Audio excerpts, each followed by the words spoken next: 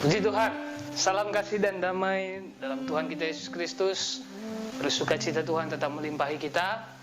Saat ini saya percaya Tuhan tetap mengasihi kita, dan di dalam kasih Tuhan kita akan terus menikmati kebaikan Tuhan dan anugerah Tuhan. Puji Tuhan.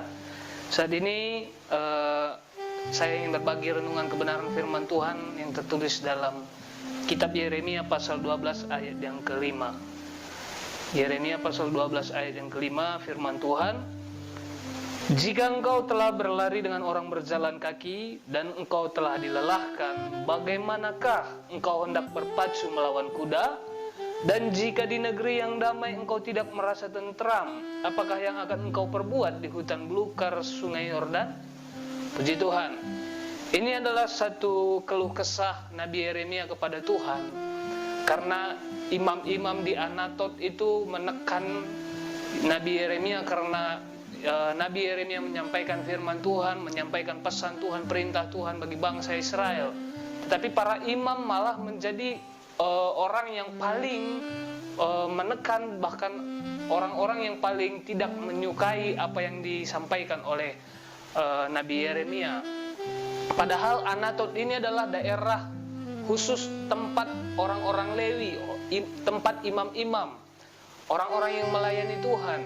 Tetapi di tempat imam-imam sekalipun, di daerah orang-orang yang melayani Tuhan sekalipun, Nabi Yeremia dalam tekanan menyampaikan firman Tuhan. Sebab itu Nabi Yeremia datang kepada Tuhan dan dia menyampaikan keluh kesahnya kepada Tuhan. Di ayat yang pertama sampai ayat yang keempat dia menyampaikan seruannya, bagaimana isi hatinya kepada Tuhan. Tetapi di ayat yang kelima ini Allah menjawab Nabi Yeremia. Di sana dikatakan, jika engkau telah berlari dengan orang berjalan kaki dan engkau telah dilelahkan, bagaimanakah engkau hendak berpacu melawan kuda?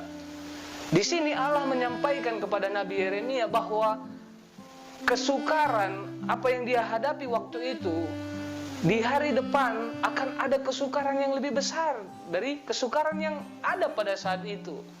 Makanya di situ Allah menyampaikan kepada Nabi Yeremia, jika engkau telah berlari dengan orang berjalan kaki dan engkau telah dilelahkan, bagaimanakah engkau hendak berpacu melawan kuda?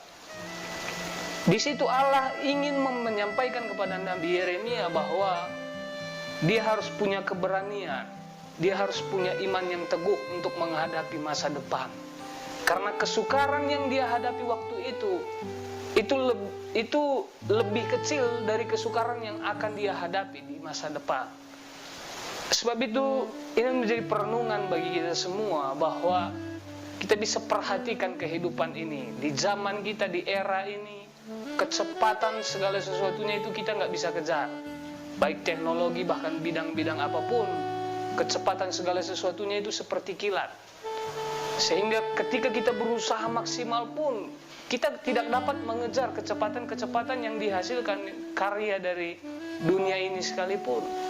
Tetapi satu hal yang menjadi pelajaran bagi kita semua, bahwa siap tidak siap dalam hidup ini kita harus berpacu, kita harus terus giat, bergigih, jangan anggap sepele, jangan mengabaikan. Tetapi Allah sendiri, Yesus mengajarkan bahwa kita harus berdoa, berjaga-jaga dan berdoa. Sebab itu hendaklah kita tetap maksimal di dalam Tuhan, dalam mengiring Tuhan.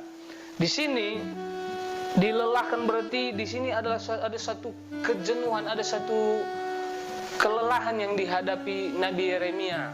Apa yang kondisi saat itu? Di saat ini juga mungkin banyak keluh kesah kita dengan kehidupan ini. Bahkan mungkin dalam pelayanan, bahkan mungkin dalam keluarga, dalam pekerjaan, terlebih dalam peristiwa sekarang ini, banyak keluh kesah kita, banyak kelelahan hidup yang kita jalani dan hadapi. Dan sebagai umat-umat Tuhan, seperti yang dilakukan Yeremia, mungkin kita datang juga kepada Tuhan menyampaikan keluh kesah kita.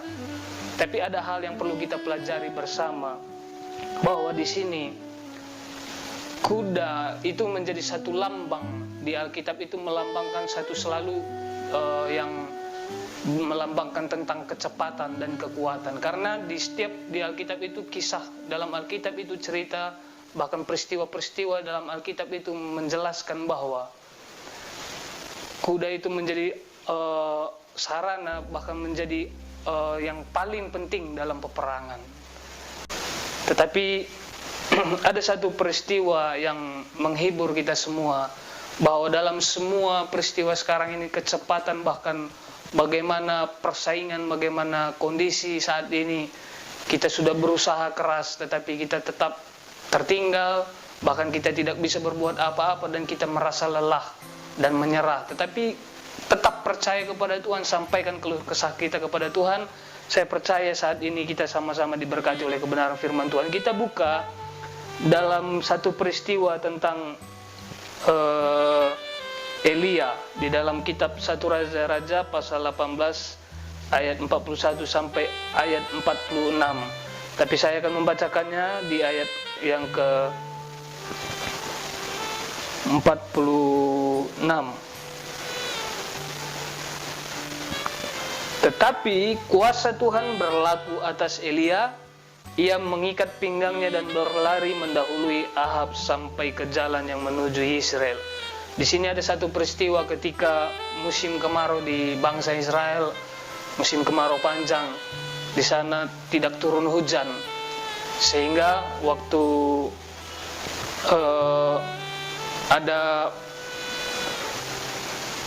dibuat persembahan untuk bagaimana nabi-nabi Baal, imam-imam Baal itu mempersembahkan korban untuk membuktikan mana Allah yang benar, mana Allah yang hidup. Dan Elia sendiri berdiri untuk membuktikan bahwa Allah bangsa Israel, Allah yang hidup dan Allah yang benar. Dan di sana terbukti jelas bahwa ketika Nabi Baal tidak bisa berbuat apa-apa, nabi-nabi Baal tidak bisa berbuat apa-apa, bahkan Baal sendiri pun tidak bisa menolong mereka. Tetapi di sana kuasa Allah dinyatakan. Tetapi dalam peristiwa itu juga sekaligus Tuhan menyatakan sesuatu, menyatakan kemuliaannya di sana. Karena dalam kemarau panjang itu Elia bertemu dengan Raja Ahab di sana. Dan ketika itu bahwa waktunya akan Tuhan menyatakan kuasanya dan akan mencurahkan hujan.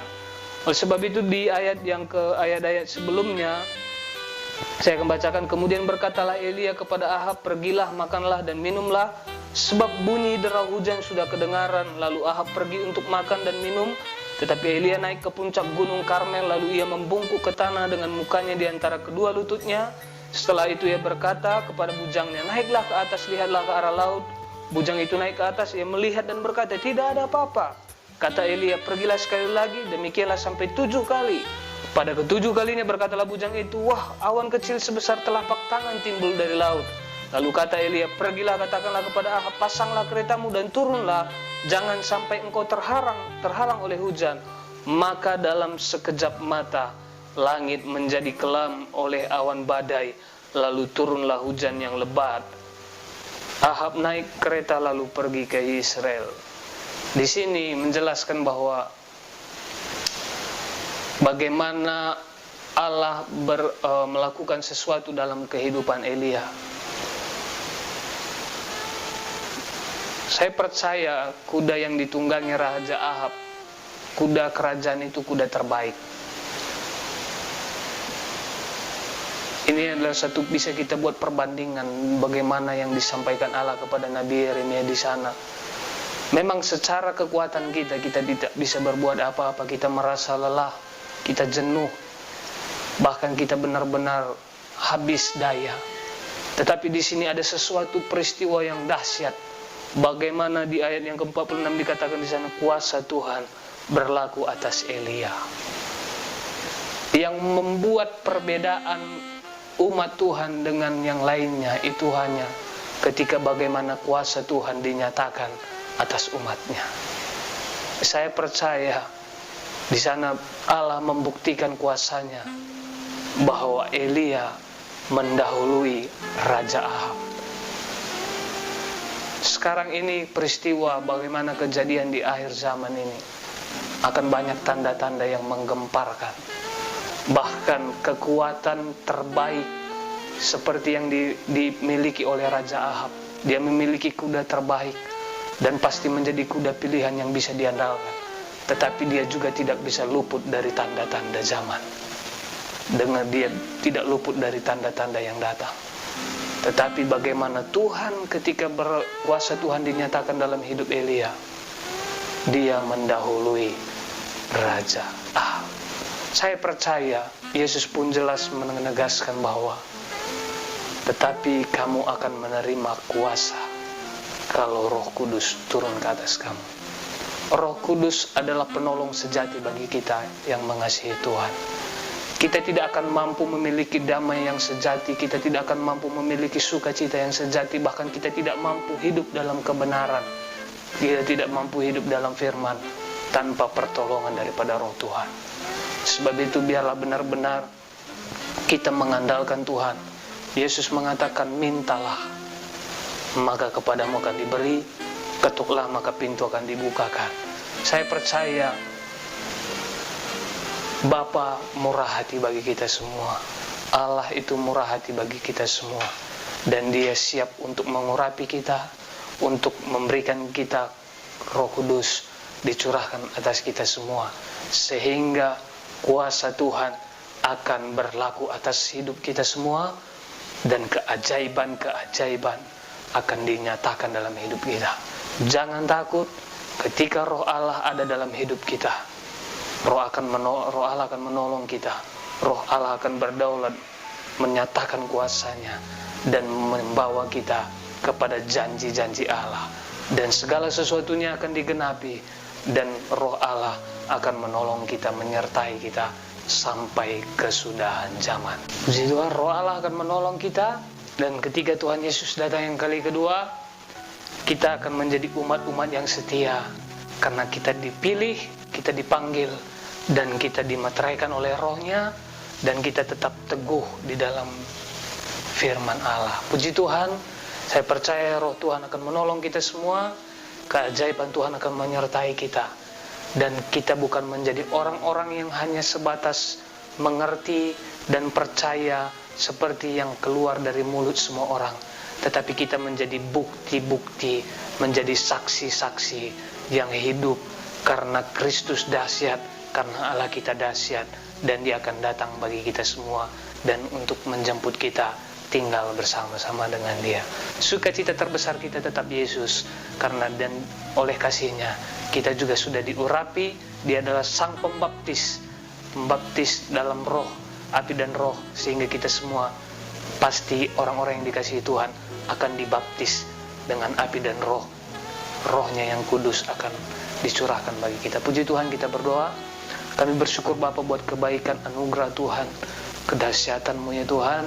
Kami adalah umat-umat yang Kau kasihi, Engkau yang telah menebus dan memanggil kami, dan Engkau yang telah menguduskan, menyucikan kami, dan menjadikan kami menjadi bait Allah, dan Roh-Mu tinggal dalam hidup kami.